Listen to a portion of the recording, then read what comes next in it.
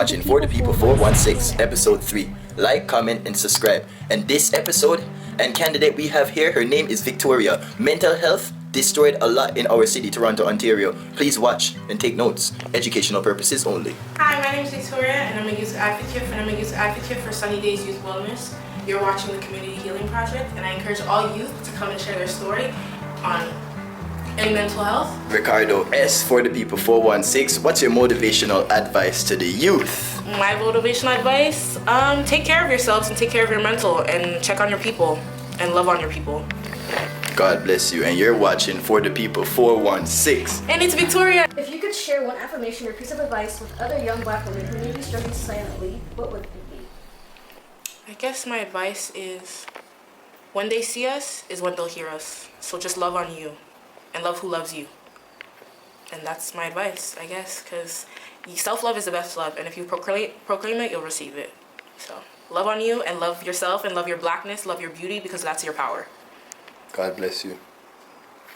Youth themselves become advocates and change makers in shifting how mental health is addressed in our community. We need to lean on each other as youth. As much as social media is a big thing, and I feel like nowadays youth are using social media to tear down each other and take away from each other's joys, when we could really be using that as platforms. We're the generation of phones and social media. I feel like if we use our platforms to really spread like positivity, I feel like we can really uplift each other and really change the look on mental health. And I feel like we can change the stigma, because the stigma is a lot of youth are dying from social media, and social media is a disease right now when it should be more than that.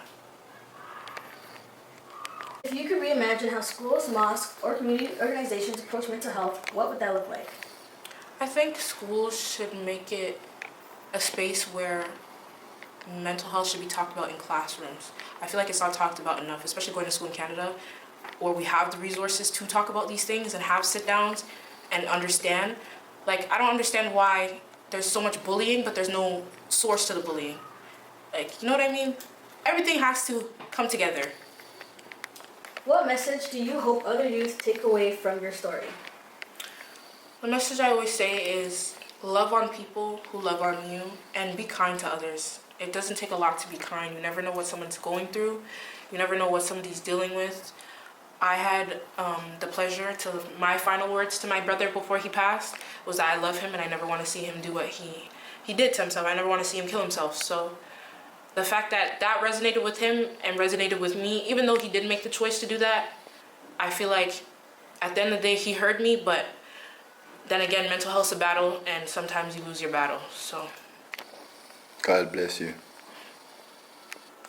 What advice would you give to parents or elders who want to support their children but don't always know the right language around mental health? Parents, talk to your kids calmly. Make it a safe space. They are not trying to, like, growing up in an African household, depression is not a thing.